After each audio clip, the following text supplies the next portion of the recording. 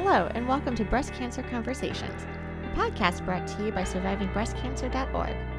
I am Laura Carfing, breast cancer survivor and founder of survivingbreastcancer.org, a nonprofit organization providing community, education, and resources to empower those diagnosed with breast cancer and their caregivers from day one and beyond. Thank you to our sponsors at Store My Tumor for making our podcast possible. Store My Tumor provides personalized treatment options that help you stay in remission longer. Live tumor preservation, genetic sequencing, sensitivity testing, and immunotherapies are just some of the options available. Hello, my friends. I'm so happy to be connecting with you this week on Breast Cancer Conversations. I'm your host, Laura Carfing, and if you're joining us for the first time, be sure to subscribe to our podcast and receive notifications each week we come out with a new episode. You can find our podcast on Apple Podcasts, Google Play, SoundCloud, and Spotify. And to all of you who tune in every week, welcome back. I'm so glad you're here. This week, I'm excited to have Chien-Chi Huang on our show. Chien-Chi was one of the first women I met when we started our nonprofit survivingbreastcancer.org. She has provided me with great advice as we were getting started out with all of the 501c3 paperwork, and she didn't sugarcoat anything. Running a nonprofit is hard work. Chien-Chi is the founder and executive director of Asian Women for Health. She is a 14-year triple-negative breast cancer survivor and focuses her nonprofit on supporting the Asian community in the Boston area. If you're in the area, save the date for October 19th because Asian Women for Health will be hosting their annual Celebrations fundraiser at Boston Medical Center. We will be there hosting an exhibit table and look forward to hearing the stories of the amazing women Chien-Chi's organization serves. Details can be found on our website at www.survivingbreastcancer.org/events. When you think about breast cancer, it usually starts off with a trip to your general practitioner and is usually followed up by an appointment for a mammogram. In this episode, Chien-Chi shares with us her unique symptoms which she experienced and prompted her to go see her dermatologist. She discusses her experience with triple-negative breast cancer, being a mom, and the important topic of mental health. She is a light of inspiration and perseverance. You are loved by many. Things could be worse. This shall pass, and something good will come out of it. Welcome to the conversation. So my name is Chien-Chi Huang, and I'm the founder and executive director of Asian Women for Health. So before I started the nonprofit organization, I started a program called Asian Breast Cancer Project. And the reason why I started the program was because about 14 years ago, I was diagnosed with triple-negative breast cancer. And I was just 40 years old. And the interesting thing was that I actually had my very first mammogram a couple months before my diagnosis. And they didn't find anything. Really? Yeah, and later I found out that because Asian women and also younger women tend to have dense, breast tissue. Mm-hmm. So that's why the regular mammogram sometimes they won't catch the tumor. Approximately 50% are missed with the dense breast tissue with the mammogram. There you go. So 50%. now, Wow. that's alarming. Yes. And So how did you find it? Yeah, so my case is really peculiar because, I started out I remember that was like summertime, and then I was out watching my son playing soccer, like he has a practice, and then all of a sudden I feel like my face was like burning, and I thought I have like a really bad case of sunburn, because my face like all burned up, and then afterwards my how do you call this? Like the cuticles? Yes, start swelling up, and then I have pus, and then I went to see the dermatologist, and they did some biopsy, they couldn't find out anything, and they gave me like topical to put on, and then I just become very, very sick, like flu-like symptom, and then so then I think like 2 weeks after that, I was so sick, I was lying in bed, and then I felt this big lump under my arm. Oh my gosh. So I thought, oh, this is not good, right? So I just immediately, go see my, doctor, and then she just said, we need to do some tests, and then we did the biopsy, and then it turned out to be triple-negative breast cancer. Wow. So it was a shock. Yeah, so it was really strange because the you know, the burning, the sensation on my face was actually an autoimmune. Yeah, so my body was like knowing this, you know, Something cancer was cell wrong. is, so it's attacking myself. Wow. Yeah, so later on, I was actually featured as the ground round patient at the Harvard Medical School, you know, for their dermatology department. Okay. You know, because, so I guess the lesson of the story was that, you know yourself, your body best. So if anything happened, even if it's not directly related to breast, just go see your doctor right away and get it checked. Yes, and keep Mhm. asking questions until Exactly. like you find out like Right. what is causing these Yeah. symptoms and these pain. That's right. Yes, wow. And 14 years. First of all, Yeah. congratulations Thank on you. that. I think that is so inspirational for me to hear and for our Uh-huh. listeners to hear, because I think a lot of us here are like, okay, you get through active treatment, you ring the bell, you're excited. Yeah. Then you have like your 3-month and 6-month follow-up or a 1-year Right. follow-up. Mhm. I'm on medication right now for the next 10 years, and I know we're going to do like a huge evaluation after the 5-year mark. So to hear way beyond is really wonderful. So Thank and you. you look amazing, and you're feeling Thank good, you. and Yeah. everything. Yeah, but I just wanted to go back to the point that you said that, yes, being a breast cancer patient that you have, all these follow-up. But then I think that one thing that most people don't realize is how much of that toxicity exists in your body. Yes. And you really should give yourself time to recover and heal. And also, I think that most cancer patients will suffer the,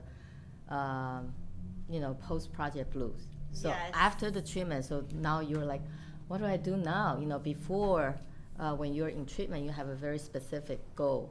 I need to get better. I need to, defeat this disease. But then after the treatment, then you're like, so what's next? And then Right. on top of that, you have this constant fear about reoccurrence, and when will you ever be able to be back to normal? Right. Mentally, physically. And Yeah. do you still think about it all the time, or Um, being this far out? That's yeah. one question I get all the time is, Right. am I ever going to stop worrying about this? Is there, I'm sure it's different for everybody. Right. But do you Yeah. get to a point where, and this happened to me recently, where I got to a point where I got really annoyed about really small petty things at work the other day. And I'm like, this is fantastic. I am glad to be annoyed about, running out of ink cartridges and the printer, Right. as opposed to breast cancer. Yeah. And I was like, oh, I'm starting to get over this Right. hump. I'm starting to let Yeah. the day-to-day settle in. Yeah, I think that we definitely need reminder, that we need to live in the moment. But, from time to time, still, sometimes I have pains, in my hip or, somewhere, or I had headache. There will be like that little voice in the back of your head, say, could it be something, Right. So it's always there, but I think that we just have to, remind ourselves, to be in the moment, and then if you feel like something is, suspicious, definitely talk to your doctor and get it checked. Yeah, and definitely advocate for yourself. Yes. Yeah. Excellent. So, and please feel free to correct me here. Oh. I don't know much about triple negative because my tumor was estrogen driven, and so I know much more about the hormonal therapies that I'm on. Can you tell me a little bit about triple negative breast cancer? Because my understanding is, did you end up going through chemotherapy or radiation? Yes. And then after active treatment, Right. is there any sort of maintenance plan that you're on in terms of? Yeah, so I'm not a doctor, so I Yes, can't. and I have all the I can't disclaimers defend- yeah, too, so, but on your own experience. But my own treatment regimen was that I have the chemo first to shrink the tumor, and then I have a mastectomy followed by radiation. Okay. So my understanding is that triple negative is very aggressive, and it tends to happen to younger women, and also African American women. And so I know that Tufts Medical Center, Cancer Center, they're doing some study on triple negative cancer. Oh, wow. So you might want to do an episode with the. Yes. With I my can connect you oncologist with there. or the cancer center's director, Dr. John Urban. He was my oncologist. Oh, okay. Hi, John. Yeah, full circle. Yes. I Yeah. love him, and I love Yes. everything about Tufts. Yeah. They've been such an amazing Mhm. support where I was going through my treatment. But I did not know about the Yeah. research that they're doing. So Yeah.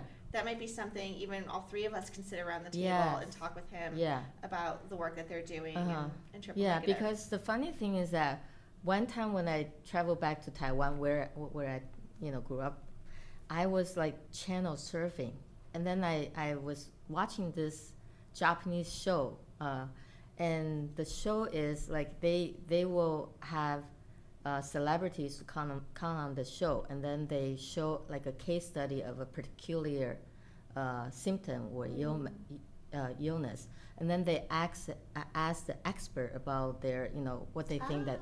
So it turned out that this the case that they're showing is the woman is suffering exactly the same symptom that I have, the face, like the autoimmune thing. So so I was like, well, would that be something that's worth studying? Like, would there be more Asian women who have the similar symptoms, like the precursor of the cancer? So, because if we know more about this, then we can, like, because I often thought to myself, what's gonna happen if I knew that this is a precursor of the cancer? Then I could have gone to the doctor earlier, much earlier. With all those months that wasted, maybe I can catch it, before I feel the lump, right? Right, and that's a really good point too. I know a lot of times in the work that we do, we're talking about prevention or understanding symptoms or different signs. Right. And even with other types of breast cancer, it's not always a lump, right? Some of it can show other, like dimpling or excretion of fluids or something that's not even, it's invisible. And so you don't really know until you have like aches and pains, and unfortunately it could be because and the the thing is cancer that has most of the breast metastasized. cancer, they don't, it doesn't hurt. Right. So you don't really know. Yeah. So that's good to know about like the autoimmune response that's happening with like your face or your nails or your cuticles. Right. Yeah. So and because of that inflammation on my face, so I was actually given a very strong, powerful steroid called prednisone. Oh. And I actually developed a drug-induced psychotic manic episode. And so it's very scary, and and that's why mental health is another things that I'm really feeling passionate about. And I often tell people that during my whole cancer journey, the most fearful thing for me is not about losing my hair or my breasts or even my life. It was about losing my mind. Because if you just look at the warning on the the drug package, like you will have paranoia or falsehood of wellness, or become you have psychotic episode. You don't know what it really like until you really live it. Yes. Yeah. So. Yeah. So you were worried about that initially because of like the warnings on like the chemotherapy? No, actually, I didn't. I wasn't aware. Okay. I wasn't aware of the side effect. Yeah. Wow. So it was much later when I had those, like psychotic episode. Then I was like reading the medication description warning, and then like, oh, this is what I have. Because I just didn't know how much it impacted my cognitive behavior. Like I remember one time when I was, my son was asking me to make him a peanut butter jelly sandwich. I stood there for 10 minutes. I couldn't decide, like, if I should reach out to get the knife first or get the bread, or like. But then at the same time, my mind was like going 10,000 miles. Really? Yeah. So it just couldn't coordinate. My brain processing and to coordinate my body. Were you aware of this, like, going on at the time, or was it it must have been horrifying, I think, was, to be... I didn't know what's happening to me, and then, so, and then the hard thing was that, I talked to my doctors, my oncologist about this, and they refer me to see psychiatrist, but then, I just didn't want to take more medication. Right. Yeah, so, so I just kind of... So you stopped taking the initial medication? Well, no, that one, or the actually, steroid, you can't really stop cold Yeah. feet. You have to, like, taper. But it just, the kind of, toxin, I'm really glad you shared this with us because I think mental health is something that we don't talk much about. I hope that we can start talking more about it because there is such a stigma around mental health, and I'm on the fence. So I've started talking about my own mental health aftermath of a breast cancer diagnosis, and I too had something very similar happen to me that was horrifying. Because so on my side, being estrogen driven for my cancer, I am on medication that totally depletes my body of estrogen. And what I didn't realize, that while this is a positive thing because it's kind of like my insurance plan to make sure the cancer doesn't come back, I'm doing my own research to realize, estrogen is actually really good for your body and you need it. So when you totally deplete your body of this hormone, there are other hormones then that are trying to balance, for lack of a better term, what's going on. And I remember having this one episode where it was almost like, you remember do you ever watch Charlie Brown, and you have it's this character and he's got it's almost like the squawking teacher in the background. They don't use voices, right? They're like wah wah wah, and then you see the reactions of the characters on TV. And I remember being in a meeting at work, out of all places, and all I see is just all of these people around me talking, and I just can't understand what they're saying. Yeah, I do. I remember one time my mother-in-law took me to a workout place, like a gym, and then I was just the fact of looking at ceiling like this, drop ceiling with the grids, it overwhelmed me. And then I was trying to figure out, the instruction on the gym equipment. I was all scrambled, I couldn't understand the word. Yeah, it's very strange. It is very strange to just not compute, to not comprehend. No. I understood enough to be okay, I'm okay. I'm okay, but I need to get out of this environment very quickly. Yeah. And I actually drove myself to the hospital. I was I don't know what's going on. William was are you okay to drive? I'm I think I'm okay to drive.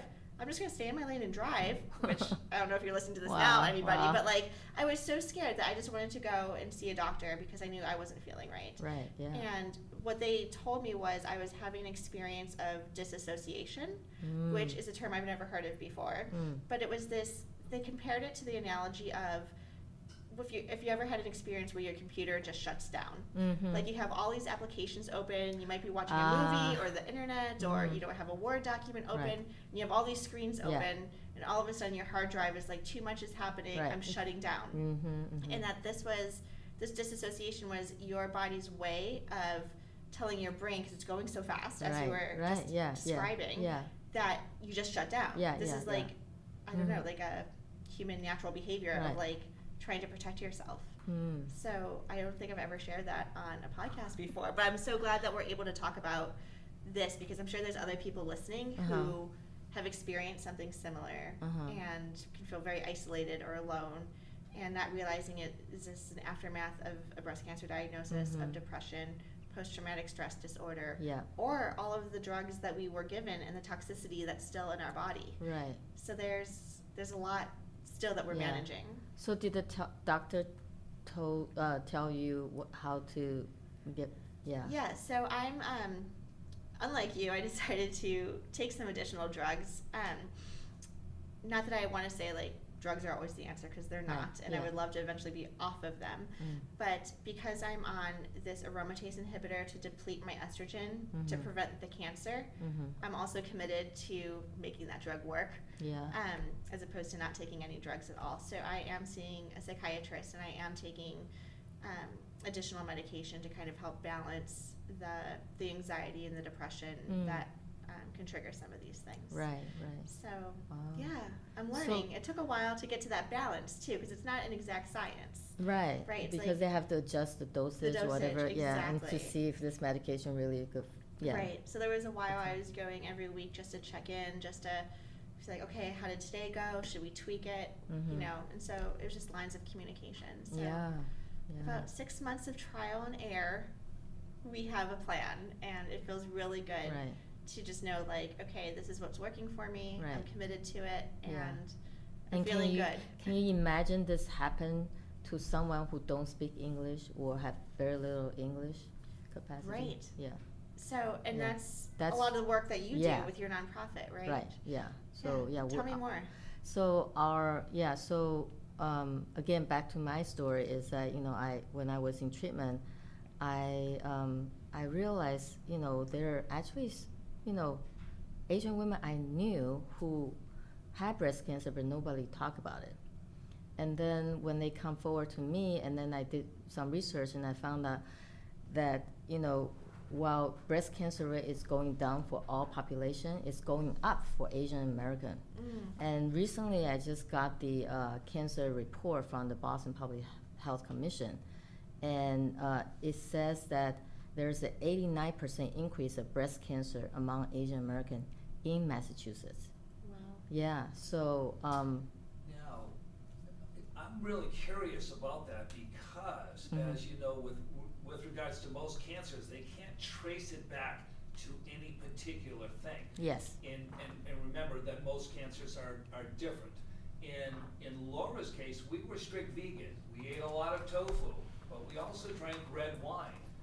The American tofu, they feel, is a processed tofu. It's a processed food. It may not be as clean and as pure as the Asian tofu. Yeah. And also, the red wine spikes the estrogen. So with regards to ER positive, they felt that was a contributor, but they can't really assign it. Yeah. And they can't really come to terms with the ultimate contributor. Right. And so it's interesting to hear that.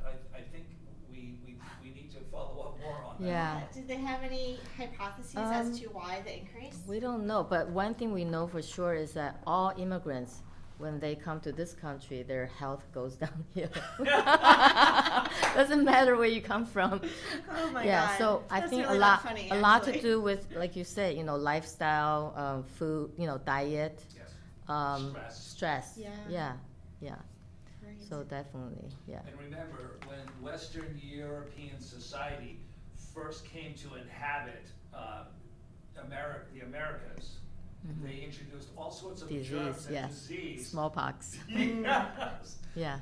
To the native populations. So we've been killing people forever. Yeah, and and the other phenomena that we observe is that there's a trend, like we find younger and younger Asian women were diagnosed. Like if the peak age for American, general population diagnosis is like between 50, 60. For Asians, at 40, 50, or even younger. Yeah. So. Yeah, we're seeing a lot of women in their 30s. We do see numbers of women in their 20s, and we've met teens that were diagnosed with breast cancer, which is a real shocker. Yeah. But it may be the fact that they're detecting it earlier, that they're screening it earlier, that we're speaking out ad nauseum for women to do breast self-examinations. Right, they don't recommend that anymore. I know, but it's funny because we had one of the leading radiologists in Canada over in British Columbia, and she gave us this little anecdote with regards to breast self-examinations. One of her best friends is an oncologist. She flew to London to address a seminar on oncology, and she forgot her sponge that she showered with. So in the shower, she's using her hand to soap up, to lather up, and she felt the lump. She never would have felt it with the sponge. I know. I mean, personally, I also feel like, we should tell, although the guideline recommend, but I think that, we should tell people that they need to learn, because they know their own body better, right? And back to that, and I think I read somewhere that the world's youngest breast cancer patient is like 6 years old. Oh, I know, that's amazing. Yeah. That's horrible. Yeah. And I think that a lot to do with, and I think that, with the hormone issue, right? So with a lot of the food that's being, genetically engineered, Completely, and then yes.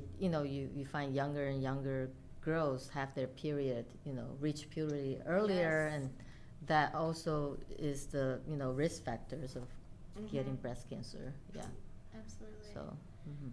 So how do you reach the Asian population? How, if speaking in Massachusetts alone, Mhm. if the numbers are going up, what type Right. of education and Yeah. how can we get in front of people to let them know Right. risks or Uh-huh. behaviors or lifestyles that could help? Right. So, what we've been working with all the community-based organizations serving Asians. We do, a one-time breast health workshop.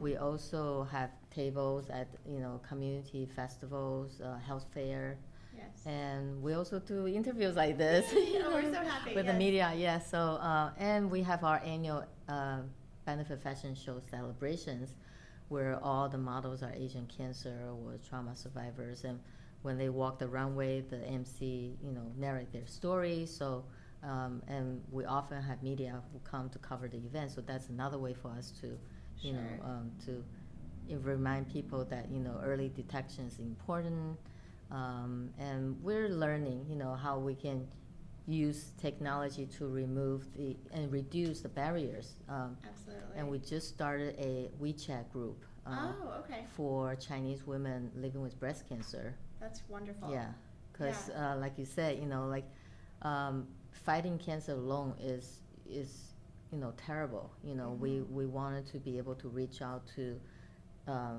all that have been impacted by this terrible disease, so they don't feel ashamed, afraid, or alone. Right. Yeah.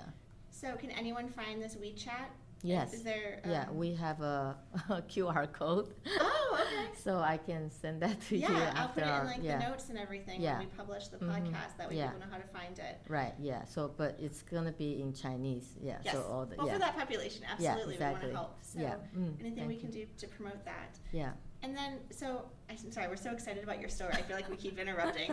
So you started off with this like breast cancer project back when you were like Mhm. going through all of this, and then Right. it has since morphed into something much larger. Yes. Yeah. So now we're not just focusing on breast cancer because we don't want to be a disease specific program, and we want to be proactive, and we want to promote health. Yes. So we have another program called Achieving Whole Health, where we teach participants how to set and maintain health goals, and we teach them how to be, to provide peer support. Okay. Yeah, and we talk about, activity, restful sleep, healthy diet, and and we supplement, topic like, Yeah. breast health or other, yeah. Excellent. All So, right, hold on. is our 29 minutes up? Oh, okay. We had enough material. No. It's just our camera. I didn't realize this. We were trying to record an interview a couple weeks ago, and it stopped recording after 29 minutes. So there's something in the technology that won't go on for eternity. So it stops and shuts off after 30 Good minutes. to go. Oh, we're good to go. Okay. So, are you the co-host of the show? Because Yes. you chimes in, and then do I was chime in, wondering. and sometimes, Okay. sometimes I'll ask more questions than Laura at the start. For instance, we had a psychologist from Mass General in here a week ago, and Laura was very busy, and she said, "Can you prep this and get it going?" And I said, "Of course." So I was following up because we met him, and Dr. Amy Commander as well at their presentation. His name is Dr. David Bullis. He's a psychologist. Amy is an oncologist working with Mass General Newton Wellesley. And as a matter of fact, you reminded me of her when you were talking about the importance of sleep. She's huge on that, and we had to cancel our podcast last night with her because Laura wasn't feeling well. So we're looking to go back in maybe in 2 weeks and record her. I think that she'll have an awful lot to say. Oh, sure, yeah. So yes, we both participate. I'll tend to stay back a little bit because it's Laura's gig, but I like to contribute as well. you have the voice. Well, from the caregiving perspective, I think it's critical, and that's the angle that I bring to the table. Right. That caregiving piece, and I think that I think that for the most part, people want to know how to be a good caregiver. Yeah. Because it's very difficult. And also from the men's perspective. Very hard for Yes. men, Yeah. because typically we're not caregivers. Yeah, don't talk about it. Yeah. Yeah. You It's can't just not part express. of our genetic predisposition. However, you can learn it. And it may, if we can provide that kind of education, it may provide a little bit more inspiration for folks to stay together. Right. Right. Instead of leaving at the first, splitting up at the first sign of a breast cancer diagnosis or another Right. cancer. Do you know that men also get breast cancer? Yes, yes. Right. 1%. It's a very small percent. We do Right. have men in our community that do have breast cancer. As a matter of fact, I reached out to a gentleman today on Twitter who's allowing us to repost one of his blogs, and we're going to be recording him electronically. We can do this through Zoom technology, so we'll Right. just do it over the. Because I think that most of the male breast cancer patients have that because of the environment, right? Yes. Was exposed to some kind of cancer. Yeah. Right. There's not a genetic Right. predisposition. Yeah. And by the way, did you have a genetic test done to see if you were predisposed? No. Okay. Is there? But my father's aunt, my father's sister, my aunt, passed away of breast cancer. Yeah, so it's possible. And is there a particular gene that is prevalent with Chinese or Asian We don't women? know. Not really. I okay. think BRCA1 and 2 is mostly for Still- East yes. European. Yeah. Oh, Okay. you're right. Yeah. Okay. So no.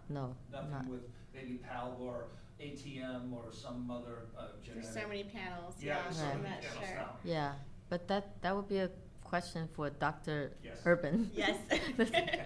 Maybe triple negative. Right. Yeah. So to go back to what you were mentioning, kind of like treating the whole person and having information on nutrition, exercise, movement, and eating, I would love to hear your opinion. Is there like a cultural perspective you take in terms of nutrition with your population? I know a lot of times I hear about like plant-based diets or whole foods or grains, less processed foods. Yeah. Is that similar, or are there nuances that you focus on? I think that a lot of the Asian cancer patients, they will on top they don't really like the Western style of treatment, right? It's like we feel that that's really destroying your body, right? The chemo is all, and we tend to look for more like gentle or more like to the root cause, right? And the Chinese has a saying,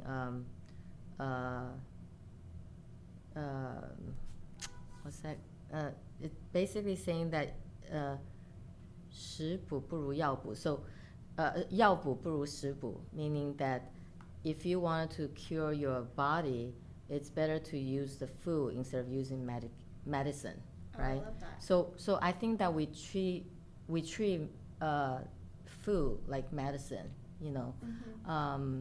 and also the concept of harmony or balance is important in the Eastern culture. So I think that we will just say that you don't everything moderate, right? You can't have fat food. You can have you just don't go overboard, Sure. right? Anything overboard is not good. But again, but it's like vary from individual to individual. But I Right. think overall, I think that we think that Eastern diet may be more balanced because we don't portion wise like Right. we're more balanced, like we don't have huge portion of meat, whatever, and yeah. Exactly. Yeah, and I'm just now starting to learn more about other ways of eating, for lack of a better term. Yeah. I was reading a little bit about like the Ayurveda diet. I'm not sure if you've heard of that. I don't know much about it. I can't really speak to it because I just Okay. like literally like someone brought it to my attention, Uh-huh. and they were talking about I guess your body has different personalities and how they can metabolize the foods differently.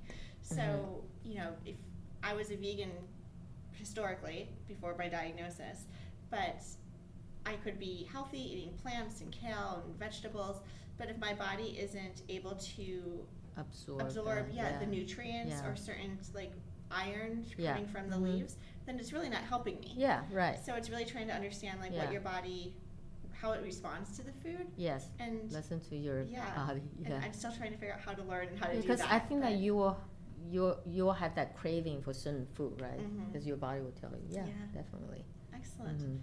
And is there also an aspect of your practice that works with mental health also? You mean personal practice or? Sorry, no, with like with your nonprofit. Do you? The Achieving Whole Health program. Does that? Okay. Yeah. Excellent. Yeah, so we teach people, like there's one things that we teach people is that, you know, because we tend to think negative, live, and so one of the why does that come so easy to us? Just so we teach a tactic is that it's three C's, you know. So you catch when you're doing the negative thinking, and then you check it, and then you control it or change it. So catch, change, control. Catch, check, control, or change. Like it. Yeah. Oh, I like that. So 3 C's. Yeah. And also I think that we always ask people to, you know, you heard about the gratitude journal. Yes. So when you're feeling bad, I think the best way to do is to, you know, to just come up with 3 things that you feel grateful for, you know, for yourself, for your family, for whoever, and then you set, you know, to yourself a maybe a verbal affirmation, you know, to stay positive, you know. Yeah. Are these Confucius based? I wouldn't say that. Yeah, just yeah. No, I think it's not just Asian. I think it can be, you know, applied to anybody. Yeah, how you can stay positive. Yeah. Do you have a favorite mantra or affirmation? Oh yeah. So I have this thing printed out.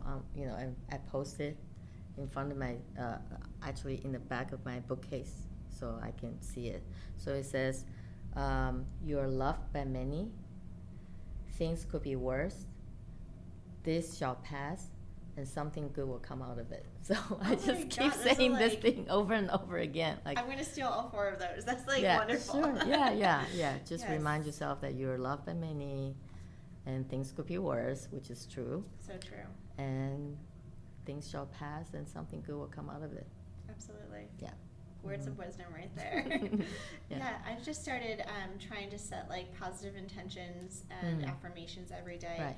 And one thing that I'm also trying to be more gentle with is realizing I don't need 30 minutes to meditate. Like, who has time these days? Yeah. But if I can take literally like 5 minutes maybe in the morning, like my alarm goes off, and instead of pressing snooze, using these 5 minutes of snooze to just like take some deep breaths and say something positive for how I'm going to enter my day. And this was a good practice that I came about when going through some of the mental health, right, and the levels of anxiety I was feeling, that even just, you know, driving in traffic was giving me like a very like anxious sense. I'm like, you know what, I'm going to approach today like being positive, with purpose, being happy that the sun is out, you know, just like little small things. But if I did that in the morning, it just kind of set the tone for the rest of my day. And I found that to be very helpful. Yeah. I remember when I was in treatment, a friend of mine gave me a book. I can't quite remember the name. It's the Abundance, Simple Abundance, something like that. Yeah, it's like a daily, it has like 365 short essays or things, and it's just nice to read. Yeah, it's very nice. I like that. I'll have to look into that. Yeah. Not sure if this is right. Yeah, well, I know people are always asking too, like when someone gets diagnosed, like what type of gift or something should I give to them? So I love anything to do with like the positivity or the affirmations or something that doesn't, you don't have to think too hard. Self-care kit. Yes. Face mask. Right here. Exactly. Bubble bath, salts and things like that. Excellent. And so we're super excited to be partnering with you this October for your celebrations event. Yeah. Can you tell us more about when it's taking place, where, how people can get involved if they want more information? So this year we have 15 models, and they're all survivors, either cancer survivors or people with mental illness. or people who have suffered any kind of trauma. And this year we're going to have the event also at Boston Medical Center. Oh, great. And we will have Sarah Kunz, Kunz. She is a circus artist, and she will perform and kick off the event. It's really cool. Oh, very cool. Yeah, she will be one of the models too. Oh, wow. Yeah. And the food last year was delicious. Yeah. Just to pass that on to the Oh, audience. thank you very much. Yes, Yeah. So absolutely. people can buy tickets, and we have opportunity for sponsorship and exhibit tables, and they can purchase ad in our Okay. program book, and it's an excellent outreach and networking opportunities. Yeah. And yeah, you'll meet people from all over, not just the Asian community, but also the cancer community. Absolutely. The mental health field. Yeah. Yeah, and I love what you call it, celebrations. It really is Yeah. like a celebration of life and how Yeah. far people have come, whether they're like 1 year out of treatment Mhm. or 20 years. Yes, and I forgot that this year we actually gonna have a circle singing group called the Lotus Song. They will perform during the reception time. Oh, wow. And we'll have silent auction and also raffle. Wonderful. Yes. Yeah, it's a good time. This will be our 2nd year participating, so we can't wait. Thank you. Yeah, love having you. Yeah. Fun. So, it's so funny that you mentioned it. Asked me this question. So, when I was diagnosed, my kids were young. My daughter was 8. My son was 5. And at the time, I just, one thing, other than focusing on trying to, fight and survive, I focused a lot on, what kind of legacy I wanted to leave, what kind of things I want to leave with my kids. So at the time, I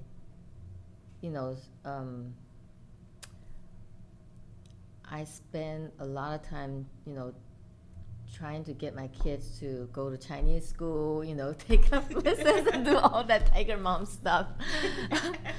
But then, it backfired, and then my mother-in-law was actually living with us, and one day she pulled me over and she said that, Chien-Chi, when your kids grow up, they're not gonna remember, most of this, or, but the thing that they may remember is like the time that you hold them and sit them up in your lap.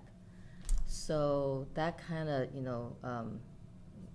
is like my wake-up call, and then I stopped like pushing my kids, trying to get them to do things. I just kind of like, again, being in the moment, and yeah. Yeah, spending time with them Yeah. and appreciating Right.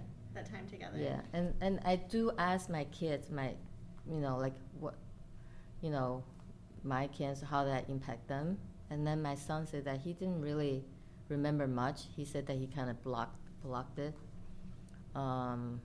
Yeah, but they don't like seeing me cutting my hair, because they remember. I guess it was a traumatic experience, because when I was starting to lose my hair, like they found hair in the food, and so yeah, it was, yeah. So they don't like seeing me cutting my hair. That was the thing. And I remember when I decided to shave my head, it was really a traumatic experience. I didn't know how emotional I'll be. Like, I went to the barber, the beauty salon, and then I have a friend accompany me, and then I just start crying and uncontrollably. I didn't think that hair would be something that you attach to. Right. Well, Yeah. how did you cut it before you went in to shave it? No, so I started losing my hair, Right. and then it's like I just kind of like brushed my hair, and then I got it. Close. Yeah. Yeah. So that's So I thought, oh no, I'm gonna be just shave my hair, and it was actually after I shaved my head, I really like it. I really like being bald and all that. It has that feeling of freedom, Yes. right? Yes. Yeah, and I like the look, and I like the feel, like, when your hair starts to grow back, Like after the baby chemo, soft and the baby everything. soft, and it's Yeah. like curly, and I never had curly hair, yeah. And I also wanted to mention something about the reconstruction. Yes.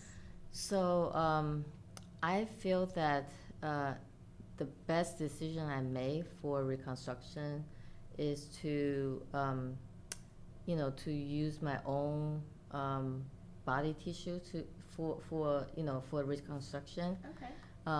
Because before, I didn't have the reconstruction for a long time, like 5 years, more than 5 years okay. after, because I had radiation and it kind of damaged the skin, and I was thin and I didn't have enough, right? But and every time when I look in the mirror, the scar would just remind me, and then and I really hate it because you have to put the fake boob Yes. in your bra, and that's kind of like a constant reminder, right? It is. So I'm really happy that I made a decision that to have the reconstruction.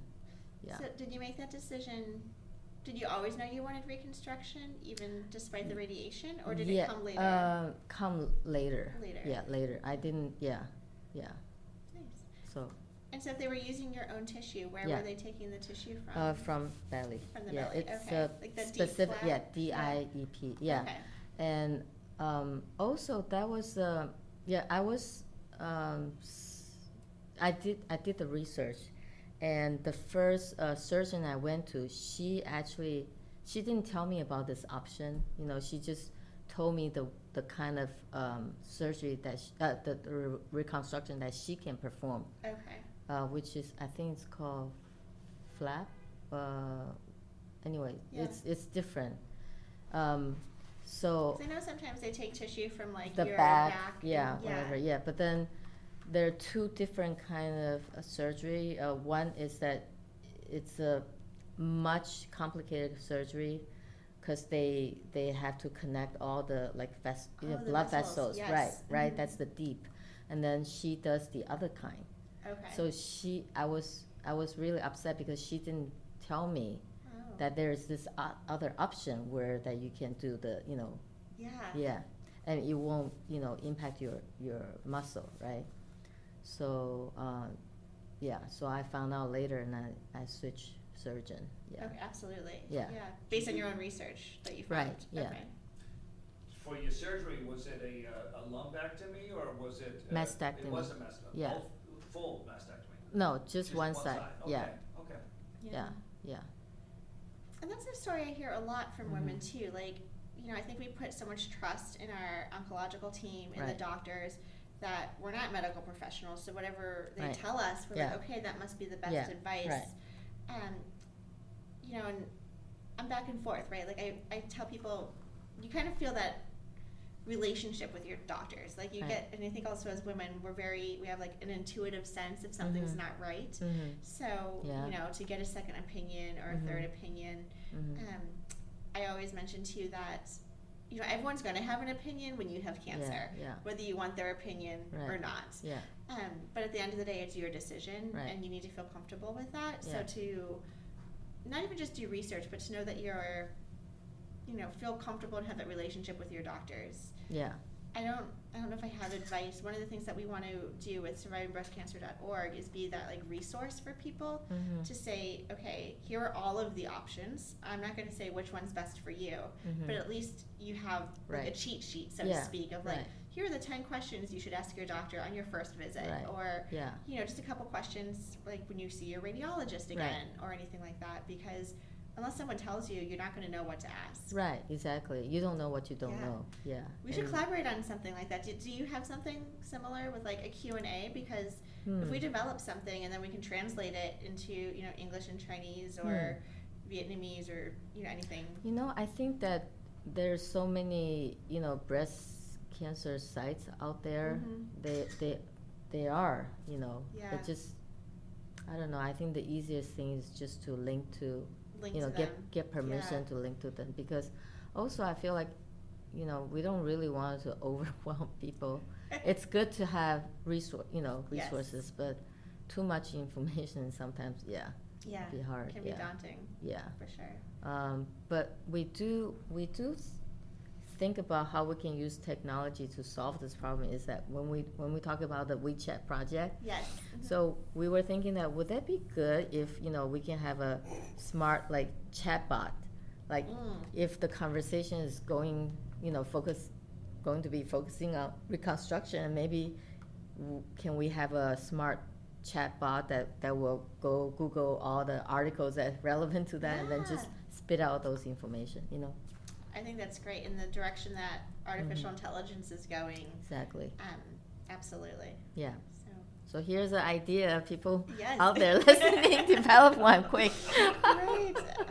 But we first said it here, so can we patent it? Yes, exactly. You have witnesses. Excellent. So that's one of the initiatives that is coming out of your organization, so we'll keep an eye out for that. Thank you. And how can people get in touch with you? We have a website, www.asianwomenforhealth.org. Okay. Or they can email info@asianwomenforhealth.org. Awesome. Super exciting. We'll take a close-up of your T-shirt. And like us on Facebook page and Yes, we'll link to all of your social media thank you. and everything. Yeah. So this is great. Is there any best piece of advice you want to leave our listeners with? I'll just end it with our tagline, I guess, with our organization. Yes. So it's educate, advocate, and reciprocate. Chien-Chi, thank you so much for being on our podcast today. I'm so glad that we were able to hear your story and shed light onto the unspoken topic of mental health as well. I look forward to seeing you again in a few weeks at the Celebrations event and supporting the impactful work you do for our community. If you are listening to this episode and it resonates with you, please leave a review. It'll mean the world to us. And thank you everyone for listening to our show. I would like to acknowledge that all of the information on our podcast are from personal experiences and are not a substitute for professional medical advice. You should always contact your medical care team. If you're looking for specific topics or would like to be a guest on our show, please feel free to reach out to me. My email is laura@survivingbreastcancer.org. Until next time, keep on thriving.